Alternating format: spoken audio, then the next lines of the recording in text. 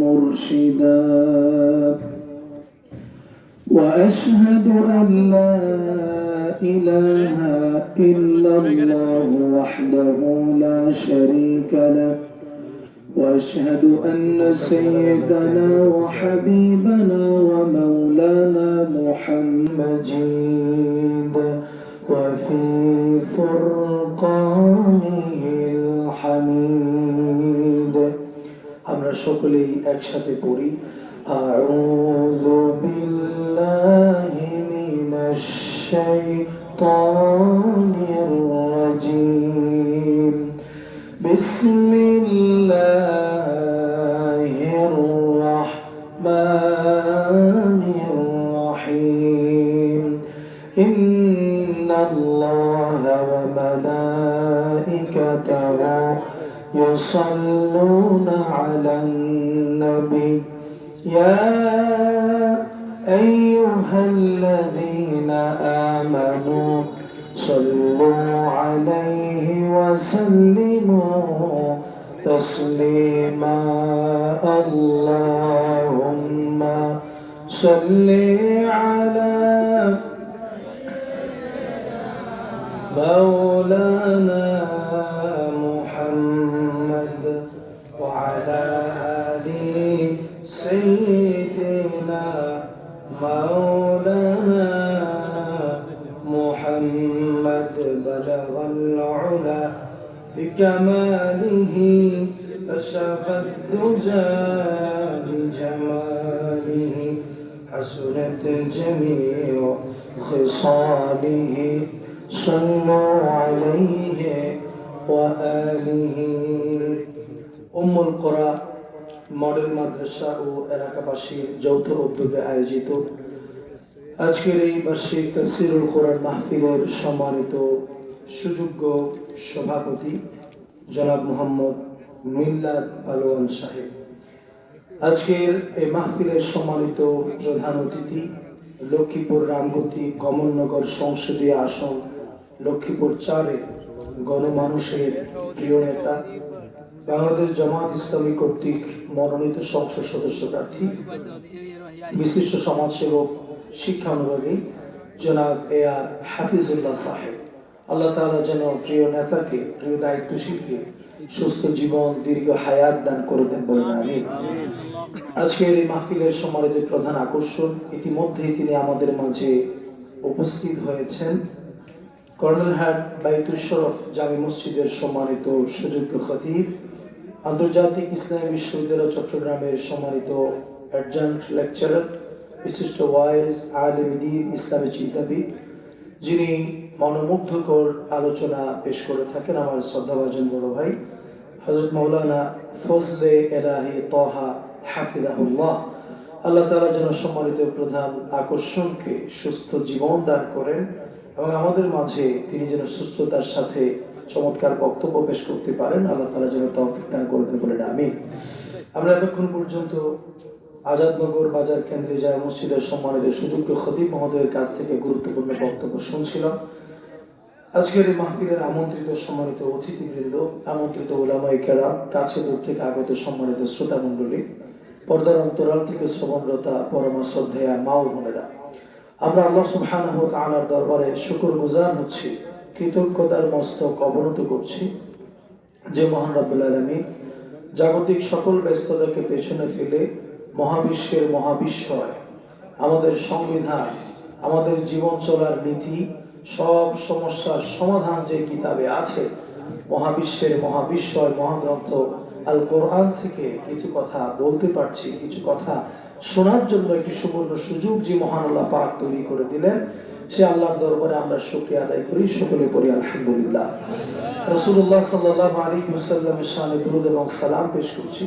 আল্লাহ তাআলা যাকে কেবলমাত্র মসজিদের ইমাম নন, বরং মসজিদের ভেতরে, মসজিদের বাইরে, সমাজ এবং রাষ্ট্রের জীবনের সকল দিক এবং বিভাগের জন্য আমাদের জন্য আদর্শ ব্যক্তি হিসেবে পাঠিয়েছেন, যে আদর্শ অনুসরণ করে রান্নাঘর থেকে বঙ্গভবন পর্যন্ত, ব্যক্তি জীবন থেকে আন্তর্জাতিক জীবন পর্যন্ত শান্তি এবং কল্যাণ পাওয়া সম্ভব, সেই প্রিয় রাসূল সাল্লাল্লাহু আলাইহি ওয়াসাল্লামের শানে দুরূদ এবং সালাম পেশ করে আমি আমার সংক্ষিপ্ত বক্তব্য শুরু করতে চাই। প্রিয় ভাইরা, রাত যত গভীর হবে ফজর নামাজ জামাতে আদায় করার সুযোগটাও তত কমে যাবে।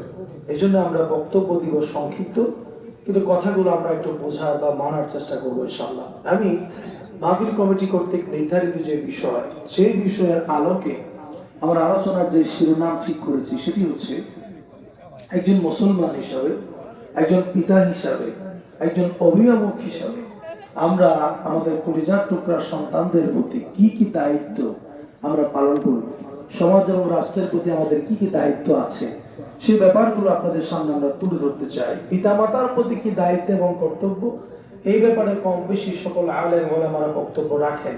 কিন্তু আমরা যারা বাপ হলাম, আমরা যারা মা হয়েছি, আমরা যারা বড় ভাই হয়েছি, আমরা যারা সমাজের নেতৃস্থানীয় হয়েছি, আমরা যারা অভিভাবক হয়েছি, আমাদের কলিজার টুকরা সন্তানদের প্রতি যে আমাদের এর চাইতে আরো গুরুত্বপূর্ণ কিছু দায়িত্ব এবং কর্তব্য আছে, এই বিষয়ে আমাদের ভিতরে খুব একটা সচেতনতা কাজ করে না।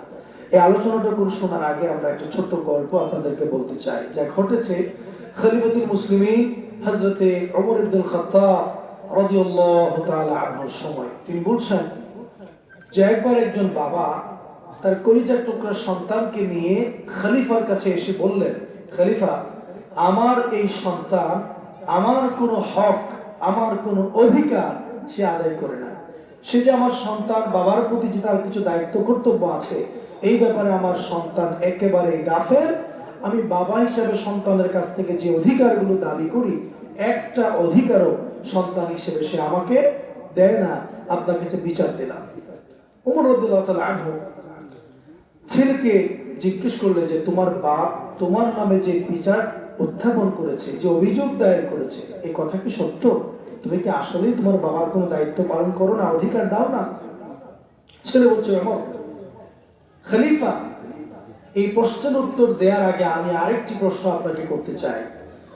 সন্তান কেবলমাত্র বাপ মার অধিকার পূরণ করবে, ইসলাম কি এই কথাই বলে?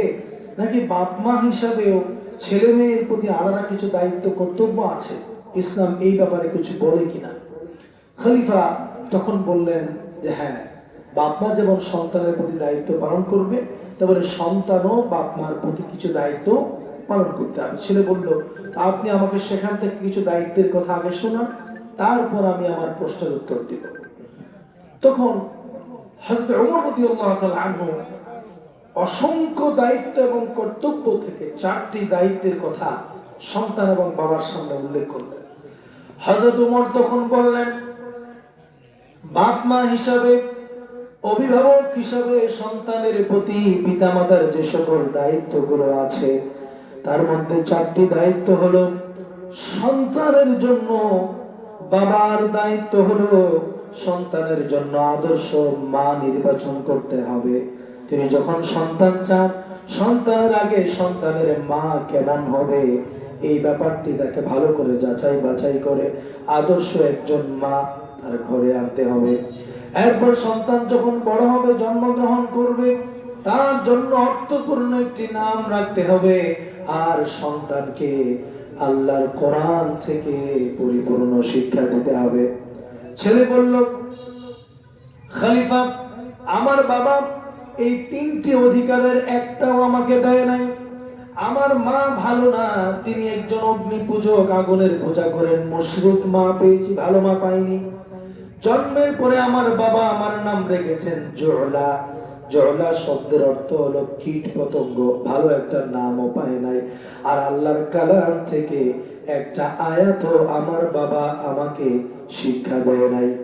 খলিফা তখন সন্তানের বাবা যিনি অভিযোগ করেছেন তাকে ডেকে বললেন, ও সন্তানের বাবা, শোনো, তোমার সন্তান তোমার অধিকার নষ্ট করার আগে তুমি বাপ হিসাবে তোমার সন্তানের সকল অধিকারগুলো আগেই নষ্ট করেছো। আজকে আমরা যারা আমাদের কলিজার টুকরা সন্তানদের নামে অভিযোগ করি, আমার ছেলে কথা শুনে না, আমার মেয়েটা বেয়াদব হয়ে গেছে, আমার ছেলে মেয়ে আমার প্রতি কোনো খোঁজ খবর রাখে না, দায়িত্ব পালন করে না, খলিফা ওমরের ভাষায় আমরা বলতে পারি, আমাদের সন্তান আমাদের অধিকারগুলো না দেওয়ার অন্যতম কারণ হলো আমরা নিজেরা বাপ মা হিসাবে সন্তানের যেই দায়িত্ব পালন করার কথা সেটা আমরা করি নাই। ঠিক কিনা বলেন? আমরা আজকে সংক্ষিপ্ত সময়ে 3টি আলাদা পার্টে আপনাদের সামনে 3-7-21টা দায়িত্ব এবং কর্তব্য তুলে ধরতে চাই, যে বাপ মা হিসাবে, বড় ভাই হিসাবে, অভিভাবক হিসাবে আমরা আমাদের সন্তানদের প্রতি কি দায়িত্ব আমরা পালন করব। প্রিয় ভাইরা, সন্তান জন্মগ্রহণ করার আগে ইসলাম তার পিতামাতা, তার গার্ডিয়ানদেরকে কিছু আলাদা দায়িত্ব এবং কর্তব্য দিয়েছে। এটি কি জন্মের আগে নাকি জন্মের পরে? জন্মের আগে, যখন আমার সন্তান পৃথিবীতে আসেনি তার আগেই আমার উপর কিছু দায়িত্ব এবং কর্তব্য ইসলাম ঠিক করে দিয়েছে। তার প্রথমটি আমরা শুনেছি, সন্তান যেমন চাই তার আগে সন্তানের মা নির্বাচন করতে হবে। এই জন্য আল্লাহর হাবিব সাল্লাল্লাহু আলাইহি ওয়াসাল্লাম বলেছেন, যখন তোমরা বিয়ে করার সিদ্ধান্ত নিবে, কোন মেয়েকে যখন পছন্দ করবে তার 4টা গুণ তোমরা দেখো। তুনকাহুল মারআতু লিআরবা, লিমালিহা ওয়া লিহাসাবিহা ওয়া লিজামালিহা ওয়া লিদীনিহা। যে মেয়েকে বিয়ে করতে চাও দেখো ওই মেয়েটার অর্থ সম্পদ সচ্ছলতা আছে কিনা, তার সৌন্দর্য আছে কিনা, ওই মেয়েটার বংশটা ভালো কিনা, আর দেখো ওই মেয়েটা দিনদার কিনা, মুত্তাকি কিনা, পরহেজগার কিনা। যদি তার চেহারাও সুন্দর না হয়, বংশটাও ভালো না হয়, দরিদ্র পরিবারের মেয়েও যদি হয়, কিন্তু মেয়েটা যদি দিনদার হয়, ওই দিনদার মেয়েকে বিয়ে করলে আল্লাহ তোমার জন্য উত্তম সন্তানের ব্যবস্থা করে দিবেন। সুবহানাল্লাহ। এর ভিতরে আল্লাহ তাআলা কল্যাণ এবং রহমত দান করে দিবেন। কিন্তু আমরা এই কাজ করতে চাই না। আমরা কি করি? আমরা দেখি এই মেয়ের বাপ মার টাকা পয়সা আছে কিনা, তার সৌন্দর্য আছে কিনা, দিনদারিতা। এই সমাজে ছেলেরা দিনদারিতা, তাকওয়া দেখে কোনো মেয়েকে পছন্দ করে না। যদি আমরা দিনদারিতা দেখে আমার সন্তানকে বিয়ে করাই, তাহলে ওই পুত্রবধূ আমার অনুগামী হবে, আমার জন্য কল্যাণকর হবে। দিনদারিতা দেখে সন্তানকে বিয়ে করালে আল্লাহ তাআলা ওই সন্তানের স্ত্রীর মাধ্যমে আমার জন্য চক্ষু শীতলকারী নাতি নাতনির ব্যবস্থা করে দেবেন। বলেন ঠিক কিনা? একটি চমৎকার ঘটনা আপনাদেরকে শোনাতে পারি। হযরত ওমর ইবনুল খাত্তাবের সময়ের ঘটনা। জনগণ যখন জনগণের দায়িত্ব তার উপর অর্পণ করে তাকে খলিফা বানালেন, নির্ঘুম রাত্র কাটিয়ে এলাকার অলিতে গলিতে তিনি বিচরণ করতেন। কেমন আছে আমার জনগণ, প্রজারা, খোঁজ খবর নেয়ার জন্য তিনি এদিক সেদিক যেতেন। একদিন গভীর রাতে খলিফা অনেক দূর পর্যন্ত পৌঁছে গেলেন। হঠাৎ করে কানের মধ্যে কে যেন গোপনে কথা বলে এমন আওয়াজ তার কানে আসলো। একটি ঘরের কাছাকাছি গেলেন, ঘরের দেয়ালের সাথে নিজের কান লাগালেন। মা তার মেয়েকে বলছে, মা দ্রুত ঘুম থেকে উঠো, সকাল হয়ে যাওয়ার আগেই যদি ওই উট থেকে, বকরি থেকে দুধ দহন করে পানি মেশাতে না পারি, আগামীকাল বাজারে বেশি দুধ বিক্রি করে বেশি টাকা উপার্জন করতে পারবো না। মেয়ে বলছে, মা এটি আমার পক্ষে সম্ভব নয়। খলিফা রাষ্ট্রীয়ভাবে দুধের মধ্যে পানি মিশিয়ে বিক্রি করতে নিষিদ্ধ করেছেন, ধরা পড়লে শাস্তি হবে। মা বলছে, আমার কলিজার টুকরা সন্তান, কোথায় খলিফা তার দরবারে, আর আমরা হলাম গভীর রাতে আমাদের ঘরের ভিতরে, খলিফা তো দেখার কোনো কথাই না। তখন মেয়ে বলছেন, মা খলিফা দেখো আর না দেখো, খলিফাকেও যিনি দেখেন, আমাদেরকেও যিনি দেখেন, দিনের বেলা যিনি দেখেন, রাত্রে বেলা যিনি দেখেন, সেই আল্লাহর চোখ ফাঁকি দিয়ে দুধে পানি মেশানো আমার পক্ষে সম্ভব নয়। সুবহানাল্লাহ। আচ্ছা, মনোযোগ থাকলে বলুন তো দেখি, খলিফা এখন কোথায় আছে? ওই মেয়ের ঘরের পাশে। তারা তো জানে না যে বাইরে থেকে দাঁড়িয়ে হযরত ওমর এই বক্তব্য শুনছে। হযরত ওমর এতটুকুন বক্তব্য শুনে তিনি তার বাড়িতে চলে গেলেন। সকাল বেলা কলিজার টুকরা সন্তানদেরকে ডেকে বললেন, বাবারে আমার বয়স হয়েছে, বিয়ে করার কোনো প্রয়োজন নাই, সুযোগও নাই, আগ্রহ নাই, কিন্তু আমার সন্তানদের মধ্যে তোমরা যদি কোনো বিয়ে করতে চাও, পাত্রীর সন্ধান চাও, আমার কাছে একজন পাত্রীর সন্ধান আছে, আশা করা যায় তাকে বিয়ে করলে আল্লাহ তাআলা তার মাধ্যমে উত্তম সন্তানের ব্যবস্থা করে দিবে। কলিজার টুকরা সন্তান তাকে বিয়ে করলো। হযরত উমরের ছেলে একজন তাকে বিয়ে করেছেন, অথচ বিয়ের আগে পাত্রীর চেহারা, ওমর যে পরামর্শ দিলেন ছেলে তাকে বিয়ে করো, ওমর কি তার চেহারা দেখেছে নাকি? বাড়িঘর দেখে নাই, চেহারা দেখে নাই, মেয়ের বাপ বেঁচে আছে কিনা, জায়গা সম্পদ আছে কিনা, মার্কেট আছে কিনা, কি দিবে বিয়েতে, কিছুই তিনি দেখলেন না। এমন একটা জিনিস দেখে পাত্রী পছন্দ করলেন যেটা বাইরে থেকে দেখা যায় না, সেটা হলো ওই মেয়ের কলিজার ভিতরে একজনের ভয় আছে, জোরে বলেন তার নাম কি? আল্লাহর ভয় তার হৃদয়ে আছে। এই যোগ্যতা দেখে নিজের সন্তানের জন্য মেয়ে নির্বাচন করলেন। খোদার কি রহমত, এই মেয়ের বংশে পরবর্তীতে পঞ্চম খলিফা নামে পরিচিত ওমর ইবনে আব্দুল আজিজের আগমন এই মেয়ের মাধ্যমে ঘটেছে, যে আল্লাহকে ভয় করে দুধে পানি মিশাতে চায় নাই। জোরে বলুন সুবহানাল্লাহ। এজন্য আমরা বলি, মেশিন যদি ভালো না হয়, ফ্যাক্টরি যদি ভালো না হয়, সেখান থেকে ভালো পণ্য যেভাবে আশা করা যায় না, মা যদি ভালো না হয়, ওই খারাপ মায়ের গর্ভ থেকে ভালো সন্তান আশা করা যায় না। ঠিক কিনা বলে? এই জন্য অনেকে দোয়া করে, আল্লাহ আমার মেয়েকে হযরত ফাতেমার মতো বানাও। এই জন্য আমি বলি, ফাতেমার মতো মেয়ে তো তখন পাবা যখন তোমার স্ত্রীটাও খাদিজার মতো মা হতে পারবে। খাদিজার মতো যদি মা না হয়, তাইলে ওই মায়ের পেট থেকে ফাতেমার মতো সন্তান আশা করা যায় না। জোরে বলেন ঠিক কিনা? এজন্য সন্তানের প্রতি বাপ মার প্রথম দায়িত্ব, আমি যাকে ঘরে আনলাম তার চেহারা ভালো না মন্দ, বড় লোকের মেয়ে নাকি গরিবের মেয়ে, খাটো নাকি লম্বা, বংশটা কেমন, সবকিছু দেখার আগে আগে দেখতে হবে এই মেয়েটা মানুষ হিসাবে ভালো কিনা, মা হিসাবে যায় কিনা। আমার সন্তান যাকে মা ডাকবে, এই মেয়েটার ভিতরে মা হওয়ার মতো, আদর্শ মা হওয়ার মতো যোগ্যতা তার ভিতরে আছে কিনা। আরবিতে একটি প্রবাদ বাক্য আছে, ইন্নাকা লা তাজনি মিনাশ শাওকিল ইনাব, আপনি কখনো কাটা গাছ থেকে আঙ্গুর ফল আশা করতে পারেন না। তার মানে আঙ্গুর কাটা গাছে ধরে না, আবার আঙ্গুর গাছেও কাটা হয় না। যেমন মা তেমন সন্তান, যেমন বাবা তেমন সন্তান। এই জন্য সন্তানের প্রতি প্রথম দায়িত্ব হচ্ছে, আমি যখন আমার ভালো সন্তান চাই, তো সন্তানের জন্য উপযুক্ত মা নির্বাচন করতে হবে। এখন আপনি বিয়ে করলেন, ভালো করে দেখে সন্তান আপনার দরকার। এই সন্তান যদি আমরা চাই, তাইলে একজন কেবলমাত্র সন্তান দিতে পারেন। যদি বলেন তিনি কে? আল্লাহর কাছে হাত তুলে দোয়া করতে হবে। খাজা বাবা, ওই ভান্ডারি বাবা, কোন পীর সাহেব, কোন কবিরাজ, কোন ডাক্তারও চাইলে আপনাকে সন্তানের মালিক বানাতে পারে না।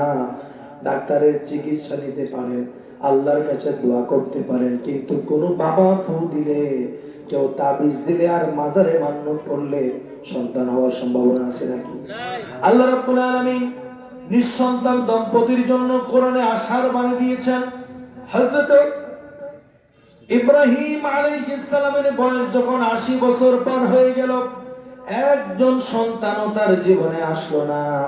আল্লাহর কাছে 80 বছর 83 বছর বয়সে দোয়া করলেন, রব্বি হাবলি মিনাস সলিহিন। আল্লাহ, বৃদ্ধ হয়ে গেলাম, কত মানুষের ফুটফুটে কত সন্তান, কিন্তু আমি তো নিঃসন্তান, তুমি আমাকে একটি উত্তম চরিত্রবান সন্তান দান করো। ছেলেও চাইলেন না, মেয়েও চাইলেন না, উত্তম সন্তান চাইলেন। আল্লাহ রাব্বুল আলামিন সাথে সাথেই উত্তম সন্তানের সুসংবাদ দিয়ে হযরত ইসমাঈলকেও দিলেন। বুড়া মানুষ ইব্রাহিমের মাধ্যমে ইসহাক আলাইহিস সালামের মতো সন্তান দিয়া ইব্রাহিমের দোয়াকে কবুল করেছেন কে? জাকারিয়া আলাইহিস সালাম বৃদ্ধ হয়ে গেছেন, কোনো সন্তান নাই। মারিয়ামের রুমে গেলেন, যাওয়ার পরে দেখলেন হযরত মারিয়াম আলাইহিস সালামের রুমে অনেক রকম ফল, যেই ফল এখন গাছে নাই, বাজারেও নাই, দোকানপাটেও নাই, যেই ফলের এখন সিজন না। মারিয়ামকে জিজ্ঞেস করলেন, মারিয়াম, সিজন ছাড়া এই ফল তোমার কাছে কোত্থেকে আসলো? মারিয়াম বললেন, ক্বালাত হুয়া মিন ইনদিল্লাহ ইন্নাল্লাহা ইয়ারযুকু মান ইয়াশাউ বিগাইরি হিসাব। আমার রব্বুল আলামিন আসমান থেকে আমার জন্য এই ফলের ব্যবস্থা করেছেন। আল্লাহ যাকে চান হিসাব ছাড়া রিজিক দেওয়ার যোগ্যতা আল্লাহর আছে না না? জাকারিয়া আলাইহিস সালাম নামাজের বিছানায় দাঁড়িয়ে গেলেন, রব্বুল আলামিন, সিজন ছাড়া যদি তুমি ফল দিতে পারো, আমি তো বুড়া হয়ে গেলাম, ছেলে হওয়ার কোনো সম্ভাবনা নাই, আমার স্ত্রীও মা হওয়া এই বয়সে সম্ভব না, কিন্তু তুমি যদি সিজন ছাড়া ফল দিতে পারো, তুমি তো সন্তান হওয়ার সিজন ছাড়া বুড়া বয়সেও আমাকে বাপ বানাতে পারো, আমার স্ত্রীকে মা বানাতে পারো। আল্লাহ রাব্বুল আলামিন ওই নামাজের দাঁড়ানো অবস্থায় ফেরেশতাকে পাঠালেন আর বললেন, আন্নাল্লাহা ইউবাশশিরুকা বিয়াহইয়া মুসাদ্দিকাম বিকালিমাতিন মিনাল্লাহি ওয়া সাইয়্যিদাও ওয়া হাসুরাও ওয়া নাবিয়্যাম মিনাস সালিহিন। জাকারিয়া, আমি তোমার দোয়া কবুল করে নামাজের ভিতরে দোয়ার সাথে সাথেই আমি তোমাকে একজন সন্তানের সুসংবাদ তো দিলামই না, বরং জন্মের আগে ওই সন্তানের নাম ইয়াহইয়া আমি আল্লাহ নিজেই রেখে দিলাম। সুতরাং আল্লাহ যদি 80 বছর 85 বছর বয়সে সন্তান দিতে পারে বুড়া মানুষকে, তো আমি আপনি যদি বাপ হতে চাই, মা হতে চাই, সন্তান চাওয়া দরকার কার কাছে? আল্লাহর কাছে। আমরা যেন সন্তান চাইতে গিয়ে শিরিক না করি, বেদাত না করি, নিজের ঈমানকে বিনষ্ট না করি। কারণ কোন বাবা, কোন পীরের পক্ষে কিয়ামত পর্যন্ত চেষ্টা করলেও সন্তান দিতে কি পারবে? এই যে ছাগল একসাথে কয়টা বাচ্চা দেয়? 4টা 5টা, আরো বেশিও হয়। কুকুর একসাথে কয়টা বাচ্চা ডেলিভারি দেয়? 10-12টা পর্যন্ত এরকম রেকর্ড আছে না নাই? সে কি কোনো মাজারে গিয়েছে? কোনো বাবার কাছে গিয়ে তাবিজ দিয়েছে? এই কুকুর এবং ছাগলকে যিনি 10-12টা সন্তান একসাথে দিতে পারেন, আমি আপনি সন্তান চাইলে 1টা 2টা সন্তানকে আল্লাহ দিতে পারেন না? আল্লাহ রাব্বুল আলামিন বলছেন, লিল্লাহি মুলকুস সামাওয়াতি ওয়াল আরদি ইয়াখলুকু মা ইয়াশা ইয়াহাবু লিমান ইয়াশাউ ইনাসা ওয়া ইয়াহাবু লিমান ইয়াশাউ যুকুর। আসমান এবং জমিনে যা কিছু আছে সবকিছুর মালিক আমি আল্লাহ। আমি যা চাই তাই সৃষ্টি করি, যাকে চাই তাকে কন্যা দেই, যাকে চাই তাকে পুত্র দেই, যাকে আমি আল্লাহ চাই তাকে ছেলেও দেই, মেয়েও দেই, আবার যাকে চাই শত চেষ্টা করার পরেও, 1000 কোটি টাকা খরচ করার পরেও আমি তার স্ত্রীকে বন্ধা রেখে দেই, ছেলেও হয় না, মেয়েও হয় না। সুতরাং হলেও আল্লাহ দেয়, আবার বন্ধ যিনি করেন তিনি কে? আল্লাহর কাছ থেকে পাস না হলে, অনুমোদন না হলে পৃথিবীর কোন চিকিৎসার ক্ষমতা দিয়ে সন্তানের বাবা মা হওয়ার কোন সম্ভাবনা। এবার মনে করেন আপনি জানতে পারলেন আপনার স্ত্রী সন্তান সম্ভবা, আপনি বাবা হতে যাচ্ছেন। সন্তানের সুসংবাদ পাওয়ার সাথে সাথেই ভালো নিয়ত করতে হবে, রব্বুল আলামিন তুমি যদি আমাকে সন্তানটা দাও, এটা ছেলে হোক মেয়ে হোক, এই কাজে লাগাবো। যেমনটা কোরআনুল কারীমে এসেছে, হযরত মারিয়াম আলাইহিস সালাম যখন তার মায়ের পেটে, তখন তার সোনোগ্রাফি করার কোনো সুযোগ নাই, তিনি জানেন না ছেলে হবে নাকি মেয়ে হবে। আল্লাহর কাছে তিনি দোয়া করলেন, তিনি বললেন, রব্বি ইন্নী নাযারতু লাকা মা ফি বাতনি মুহাররারান ফাতাকাব্বাল মিন্নী ইন্নাকা আনতাস সামিউল আলিম। আল্লাহ, আমার পেটে যে সন্তান আছে তোমার ঘর বাইতুল মুকাদ্দাসের খাদেম বানাবো, জন্মগ্রহণ করার আগে আমি মান্নত করে নিলাম। সুবহানাল্লাহ। এবার সন্তান যখন জন্মগ্রহণ করলো, দেখলেন মেয়ে হয়েছে, মসজিদের খাদেম বানানো দরকার ছেলে। আল্লাহকে বললেন, রব্বি ইন্নী ওয়াদাতুহা উনসা, হে আল্লাহ আমার তো দরকার ছিল ছেলে, মসজিদের খাদেম বানাবো, কিন্তু হয়ে গেছে তো মেয়ে। আল্লাহ বলে, তোমার ছেলে হবে না মেয়ে হবে এটা তুমি জানার আগে জানে কে? কিন্তু তিনি বললেন, যেহেতু তুমি ভালো নিয়ত করেছো, ওয়ালাইসা যাকারু কাল উনসা, ভালো নিয়তের কারণে এই মেয়েটাকে আমি এমন যোগ্যতা দিব, যে যোগ্যতা, যে সম্মান এই পৃথিবীর কোনো পুরুষ মানুষকেও আমি দান করি নাই। কিসের কারণে? ভালো নিয়তের কারণে। আল্লাহর জন্য তিনি নিয়ত করেছেন, কি পুরস্কার দিলেন? আল্লাহ পাক বলছেন, ওয়া ইন্নী উঈদুহা বিকা ওয়া যুররিয়াতাহা মিনাশ শাইতানির রাজিম। মৃত্যুর আগ পর্যন্ত তোমার কলিজার টুকরা সন্তান যে মেয়েটা হলো এবং তার ঘরে যে সন্তানগুলো হবে, ওই তাদেরকে শয়তান থেকে মৃত্যু পর্যন্ত আমি রক্ষা করব। শয়তান তাদেরকে কখনো ডিস্টার্ব করতে পারবে না। আর মারিয়ামের নাম আজও পর্যন্ত সারা পৃথিবীতে মানুষের মুখে আছে না নাই? এই যে ভালো নিয়ত যদি করি, আমার সন্তানকে ভালো বানানোর দায়িত্ব কার? আমার একটি মাদ্রাসা আছে, একবার একটি ছাত্রকে একজন নিয়ে আসলেন, খুব ধনী পরিবারের সন্তান, শত কোটি টাকার মালিক। জানতে চাইলাম এই সন্তানকে হঠাৎ মাদ্রাসায়, ইংলিশ মিডিয়াম স্কুলে পড়তো, চিন্তা করেছে মাদ্রাসায় পড়াবো। মনে খটকা লাগলো, ভাবলাম যে ঘটনা কি। অনেকক্ষণ কথাবার্তা বলার ফাঁকে ফাঁকে আমি মনে মনে তার কারণ খুঁজতে গিয়ে হঠাৎ চোখে পড়লো যে তার টুপির ফাঁকে দিয়ে মাথা ফাটা দেখা যায়। বললাম যে ভাই, এই ছেলের কি হয়েছে, মাথা ফাটা, অ্যাক্সিডেন্ট করেছে নাকি? বলে হুজুর বলিয়েন না বিপদের কথা, ছেলে তো ইংলিশ মিডিয়াম স্কুলে পড়তো, আমার চাঁদের মতো চেহারার ছেলে, প্রচুর মেধাবী, সুপার ট্যালেন্টে আমার স্টুডেন্ট, আমার ছেলে। হঠাৎ করে একদিন ওই উপর থেকে ফ্যান ঘুরতে ঘুরতে ছিটকে তার মাথায় পড়ে মাথা ফেটে গিয়েছে, মগজে আঘাতপ্রাপ্ত হয়েছে। এখন কিছুটা অ্যাবনর্মাল টাইপের, ওই আগের মতো পড়ালেখাও বুঝে না, কথাবার্তাও শুনে না, স্কুলেও কোনোভাবে কিছু করতে পারছে না। তা আমরা পারিবারিকভাবে সিদ্ধান্ত নিচ্ছি, যেহেতু ইংলিশ মিডিয়াম স্কুলে আর দুনিয়ার কোনো কিছু করা তার পক্ষে সম্ভব না, তো মাদ্রাসায় দিয়ে দিই। কি বলেন? এরকম কিছু খারাপ চিন্তার মানুষ সমাজে আছে না? আল্লাহর জন্য দিলে এরকম নষ্ট, পচা, বাসি, যেটা কোথাও কাজে লাগবে না, ওই জিনিসটা আল্লাহকে দিলে কবুল হবে? এজন্য আল্লাহ রাব্বুল আলামিন বলেছেন, লান তানালুল বিররা হাত্তা তুনফিকু মিম্মা তুহিব্বুন। যে জিনিস তুমি নিজে পছন্দ করো না, ওই জিনিস যদি আল্লাহর পথে দাও, সেটা আল্লাহ রাব্বুল আলামিনও কবুল করবে না। এজন্য আপনার যে ছেলেটা সবচাইতে সুন্দর, যে ছেলেটার মেধা সবচাইতে ভালো, যে ছেলেটার ভবিষ্যৎ সম্ভাবনা সবচাইতে বেশি, ওই ছেলেটাকে আল্লাহর দ্বীনের জন্য কুরবান করা দরকার আছে না নাই? এবার আপনি সন্তান হলো, ভালো নিয়ত করলেন, তাকে আলেম বানাবেন, তাকে মুজাহিদ বানাবেন, ইসলামী আন্দোলনের সাথে তাকে সম্পৃক্ত করবেন। এই ভালো নিয়ত করলেন, সন্তান পেটে আসলো। এরপরে আপনার জন্য গুরুত্বপূর্ণ কাজ হলো, আপনি যেমন সন্তান চান, আগে নিজে তেমন হয়ে যান। যেমন সন্তান চাই, আগে নিজে তেমন হয়ে যায়। অর্থাৎ আমি বেনামাজি, আশা করি আমার ছেলে নামাজি হবে, সম্ভব কি? এই জন্য একজন আলেম বলেছেন, চমৎকার কথা, মনোযোগ দিয়ে শুনুন। বাপ মা যদি 5 ওয়াক্ত নামাজের পাশাপাশি তাহাজ্জুদ নামাজও পড়ে, আশা করা যায় তার ছেলে শুধু 5 ওয়াক্ত নামাজ পড়বে।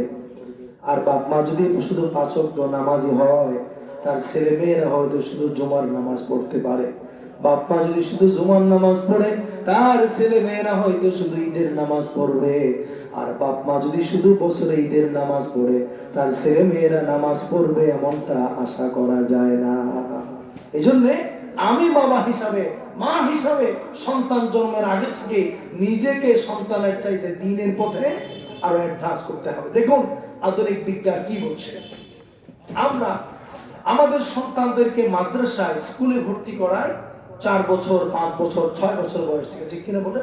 কিন্তু বিজ্ঞান বলছে না, বাচ্চার পড়াশোনা শুরু হয়ে যায় যখন এই বাচ্চাটা মায়ের পেটে, তার বয়স 4 মাস। কমেন্ট বলুন তো, একটি মায়ের পেটে যখন সন্তান সবেমাত্র পেটে আসলো, 4 মাস বয়সের স্ত্রী, সন্তান সম্ভবা গর্ভবতী মা, তার পেটের বাচ্চার যখন বয়স কয় মাস? সবাই বলে না কয় মাস? ওই 4 মাস বয়স থেকে আপনার ছেলে আপনার মেয়ে স্কুলে ভর্তি হয়ে যায়, মাদ্রাসায় ভর্তি হয়ে যায়। আপনি বলেন এটা কেমন কথা বললেন? আল্লাহ পাক কোরআনুল কারীমে বলেছেন ওয়াজআলা লাহুমুস সামআ ওয়াল আবসারা ওয়াল আফইদা কালিলাম মা তাশকুরুন। 4 মাস বয়সের একটি বাচ্চা যখন মায়ের পেটে থাকে, আল্লাহ তাআলা আসমান থেকে ফেরেশতা তার কাছে পাঠান। ফেরেশতা এসে ওই 4 মাস যে ছোট্ট বাচ্চা পেটে আছে তাকে রূহ দেয়, তাকে জীবন দেয়। 4 মাসের বাচ্চা 4 মাস থেকে সে জীবিত হয়ে যায়। তার হায়াত কি হবে, তার তাকদীর কি হবে, তার বয়স কি হবে, সে ভালো হবে নাকি মন্দ হবে, এগুলো ফেরেশতা তার জন্য মায়ের পেটে লিখে দিয়ে যায়। আধুনিক বিজ্ঞান বলে 4 মাস বয়স থেকেই মায়ের পেট থেকে ছোট্ট বাচ্চা তার মা আশপাশে যেখানে যেখানে যায়, যা বলে, যা শুনে, মা যেমন শুনে, পেটের ভেতর থেকে ছোট্ট বাচ্চাও মায়ের সাথে বাইরের কথাবার্তাগুলো শুনে। জোরে বলুন সুবহানাল্লাহ। 6 মাস বয়সের একটি বাচ্চা, ডাক্তাররা বলেন 6 মাস বয়সের একটি বাচ্চা কোনটা মায়ের কণ্ঠ আর কোনটা অন্যদের কণ্ঠ মায়ের পেট থেকে আলাদা করতে পারে। এবার আপনি বলেন, তার মা যদি তাকে পেটে নিয়ে সারাদিন গান শুনে, অশ্লীলতা, ভ্যায়াপনা, ঝগড়া ফাসাদ, মারামারি, কিবোর্ড চর্চা, মার্কেটে যায়, সিনেমা হলে যায়, বাজারে ঘুরে বেড়ায়, তাইলে ওই সন্তানটাও মায়ের সাথে সাথে ওই জায়গাগুলোতে যায়, ওই কথাগুলো শুনে। আর মা যদি সন্তানকে পেটে নিয়ে নামাজ পড়ে, কোরআন পড়ে, তাসবিহ পড়ে, আল্লাহকে ডাকে, ভালো কথা বলে, ওই মায়ের পেট থেকে সন্তান তার জীবনে ভালো কথাগুলো শুনতে শুনতে পৃথিবীতে এসেও সে একজন আল্লাহওয়ালা হয়ে যায়। ঠিক কিনা বলে? এই জন্যে আমি চলবো একরকম, সন্তান হবে আরেক রকম, এটা কখনো হতে পারে না। এই জন্য আমি বলি, যেমন সন্তান চায় আগে নিজে তেমন হয়ে যায়। আমি যদি চাই আমার ছেলেটা সিগারেট না খাক, কি করতে হবে? আমাকে সিগারেট ছাড়তে হবে। আমি যদি চাই আমার মেয়েটা পর্দা করুক, তো আমাকে পর্দা করতে হবে। আমি যদি চাই আমার ছেলেটা চোর না হোক, আমার ছেলেটা সুদখোর না হোক, ঘুষখোর না হোক, আমার ছেলেটা মানুষের মতো মানুষ হোক, তাহলে প্রথম করণীয় কাজ হচ্ছে আমাকে আগে মানুষের মতো মানুষ হতে হবে। নাইলে আমার ছেলে, আমার মেয়ে ভালো মানুষ হওয়ার সম্ভাবনা খুবই কম। আমি সংক্ষেপ করছি, প্রিয়ভাইয়ের বাকি কথাগুলো মনোযোগ দিয়ে শুনুন। এরপরে রব্বুল আলামিন বলছেন, সন্তান যদি ভালো হয়, আরেকটি গুরুত্বপূর্ণ কথা শুনুন। আমরা অনেকে বড় পেরেশান হয়ে যাই, আমি যদি মারা যাই আমার সন্তানের জন্য কি হবে। অনেকে জায়গা কিনে, বাড়ি কিনে, ফ্ল্যাট কিনে, লাইফ ইন্স্যুরেন্সে টাকা জমায়, ব্যাংকে ডিপিএস করে, আর মনে মনে কাঁদে, আহারে আমি যদি মরে যাই আমার ছেলের কি হবে, আমার মেয়ের কি হবে, ছেলে ফকির হয়ে যাবে, নিজে খায় না, নিজে না খেয়ে ছেলে মেয়ের জন্য টাকা পয়সা জোগাড় করে যাতে করে সন্তানের ভবিষ্যৎ ভালো হয়। এমন চিত্র আমাদের সমাজে আছে না নাই? আছে না নাই? কেন? আমার ছেলেটার ভবিষ্যৎ যেন ভালো হয়। কিন্তু আমি এই জায়গাতে কথাটা পরে বলতে ভুলে যাবে জন্য বলছি যে আমরা আমাদের সন্তানের জন্য কি করতে পারি, বাপ মা হিসাবে সন্তানের জন্য কোন কাজ করলে আমার সন্তান সবচাইতে ভালো ভবিষ্যৎ পাবে, এর একটি চমৎকার ফর্মুলা কোরআন আল কারীমে আল্লাহ তাআলা দিয়েছেন। শুনতে চান তো ইনশাআল্লাহ? এইটা আপনার সন্তানের জন্য সবচাইতে বড় খুশি। ঘটনাটা হলো এমন, সূরাতুল কাহফ 16 পারার প্রথম পৃষ্ঠায় আল্লাহ তাআলা একটি ঘটনা দিয়েছেন। ঘটনা হচ্ছে, একদিন হযরত মূসা আলাইহিস সালাম এবং খিজির আলাইহিস সালাতু ওয়াস সালাম দুজন অনেক বড় আল্লাহর রাসূল, অন্যান্য রাসূলদের চাইতে এদের মর্যাদা অনেক বেশি। দুজন এক জায়গায় রওনা হলেন। তারা দুজন যেতে যেতে একটি গ্রামে গেলেন, আর দেখতে পেলেন একটা বাড়ির যে দেয়াল, প্রাচীর অথবা একটি দেয়াল বা বিল্ডিং ভেঙে পড়ছে, ভেঙে যাচ্ছে। খিজির আলাইহিস সালাম বললেন, মূসা চলো আমরা দুজন মিলে আজকে সারাদিন এই বিল্ডিংটা পুনর্নির্মাণ করব। এই দেয়ালটাকে রাজমিস্ত্রির দায়িত্ব পালন করে পুনরায় আমরা ঠিক করে দিব। হযরত মূসার মতো একজন গুরুত্বপূর্ণ আল্লাহর পয়গম্বর এবং হযরত খিজির আলাইহিস সালামের মতো আল্লাহর নবী দুজন মিলে ভাঙা দেয়ালটাকে সকাল থেকে সন্ধ্যা সময় নিয়ে তারা পুনরায় ঠিক করে দিলেন। রাজমিস্ত্রি আর জোগালির কাজ করলেন বিনা পয়সায়। কাজ করে যখন চলে যাচ্ছে, মূসা বলল, কেন কাজ করলাম? লোকেরা তো বললো না আমাদেরকে, তারা দায়িত্ব দিল না, ফাও খাটলাম, বেতনও পেলাম না, এক গ্লাস পানিও পেলাম না, কেন আপনার সাথে সারাটা দিন কষ্ট করে আরেকজন ব্যক্তির ভাঙা দেয়াল আমরা ঠিক করলাম, কারণটা তো কিছুই বুঝলাম না। খিজির ইসলাম বলছেন, ওয়া আম্মাল জিদারু ফাকানা লিগুলামাইনি ইয়াতীমাইনি ফিল মাদিনা ওয়া কানা তাহতাহু কানজুল লাহুমা ওয়া কানা আবুহুমা সালিহা। ও মুসা শোনো, এই যে দেয়ালটা ভেঙে পড়ছিল, এই দেয়ালের মালিক হচ্ছে দুটো এতিম সন্তান। তাদের বাপ মা তাদেরকে ছোট অবস্থায় রেখে যখন তারা মারা যান, বেশ কিছু টাকা পয়সার সম্পদ সন্তানদের জন্য তারা জমিয়েছিলেন। এতিমদের হাতে টাকা পয়সা দিলে সম্পদগুলো তারা নষ্ট করে ফেলবে, কাজে লাগবে না। আবার যদি সমাজের কারো হাতে দিয়ে যায়, হতে পারে আমার এই সন্তানগুলো ওই সম্পদটা নাও পেতে পারে, হয়তো তারা সম্পদটা মেরে দিবে।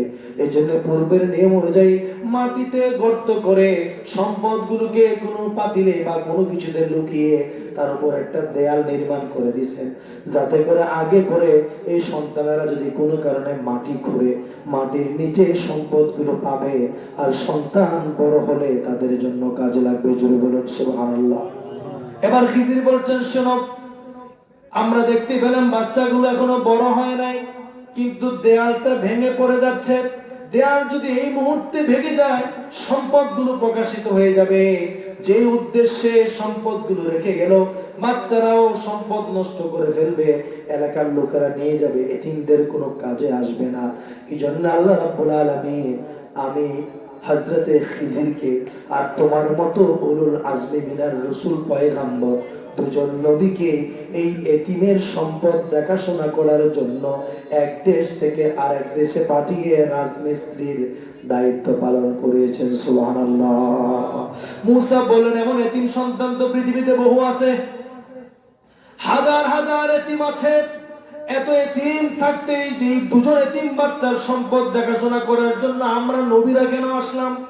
আল্লাহ রাব্বুল আলামিন সেই প্রশ্নের যে সমাধান দিয়েছেন, সেখানে আমাদের জন্য শিক্ষা আছে।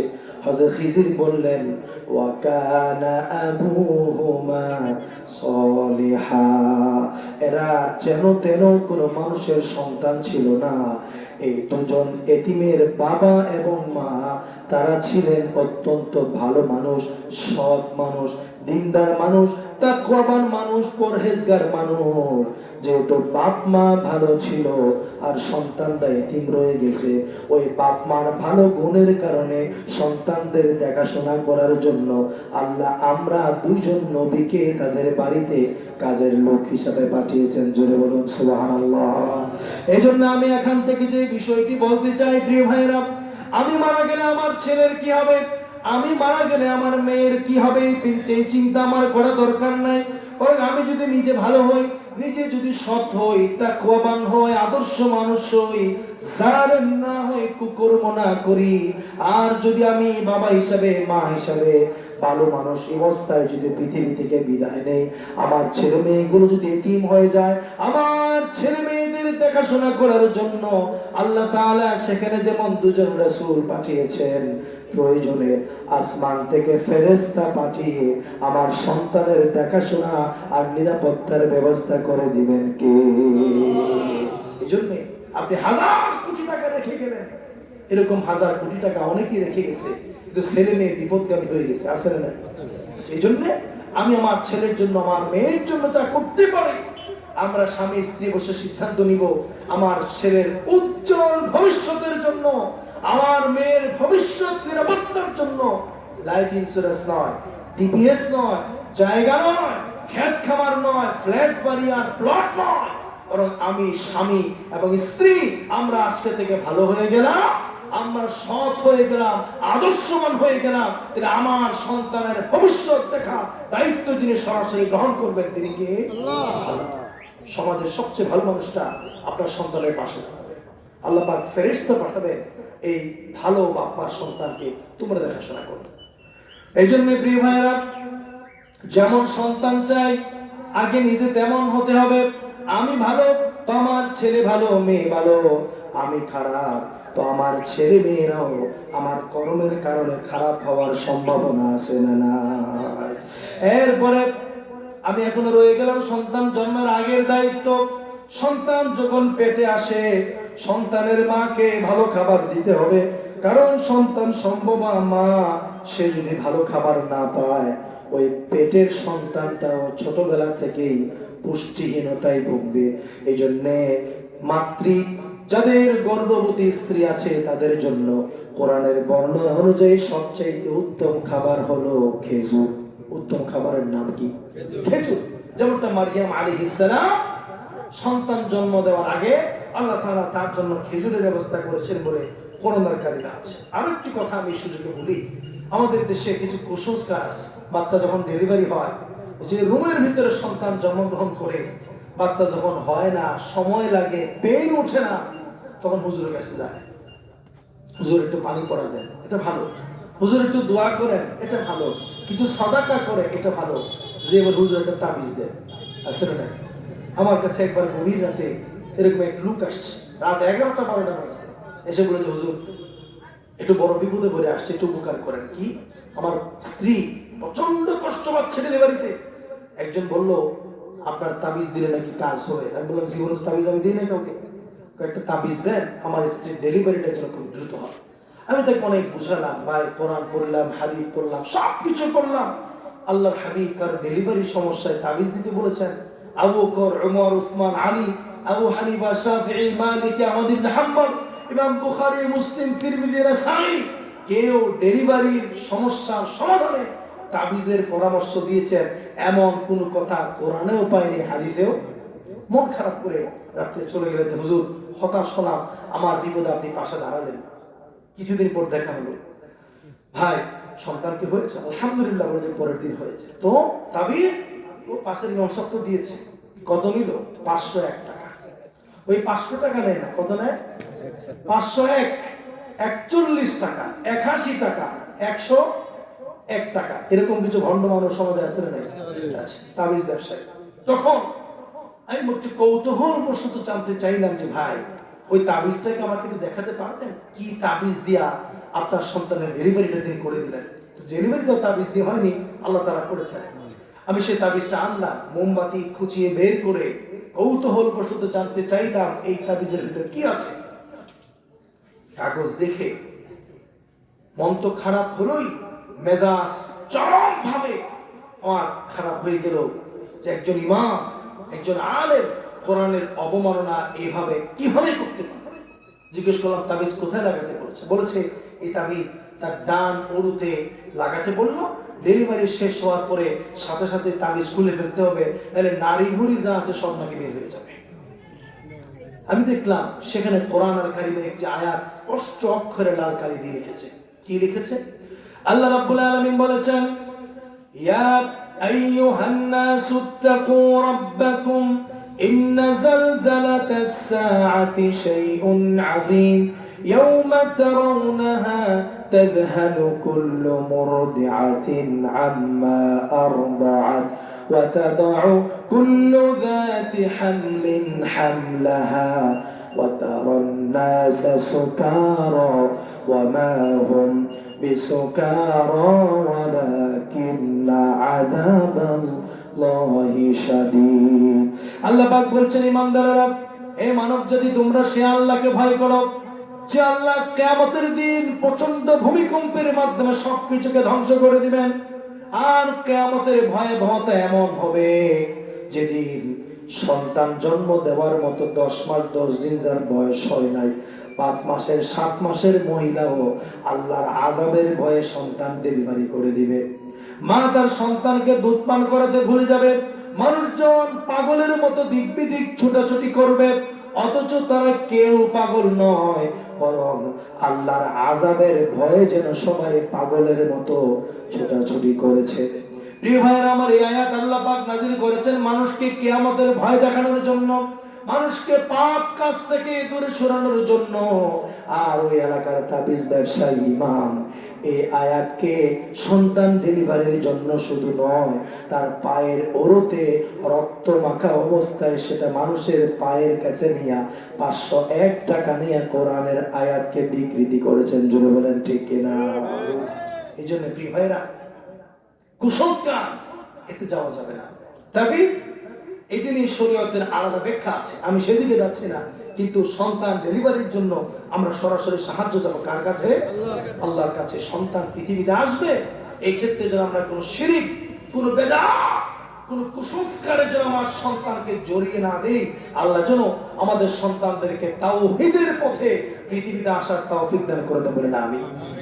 এই গেল সন্তান জন্মের আগে 7টি করণীয় কাজ। আসুন আমি সংক্ষেপ করি, যেহেতু আমার সময় আর 10-15 মিনিট আছে।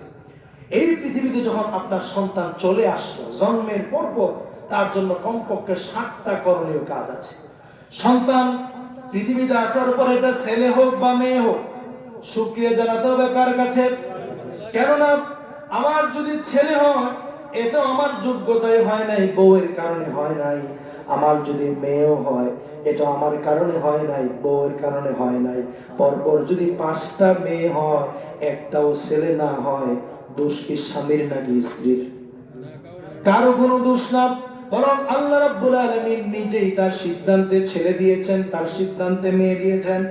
এজন্য ছেলে হোক মেয়ে হোক, সাথে সাথে শুকরিয়া জানাতে হবে কার কাছে? জোরে বলেন দেখি। এটা আশ্চর্য এবং দুর্ভাগ্যজনক হলেও সত্য।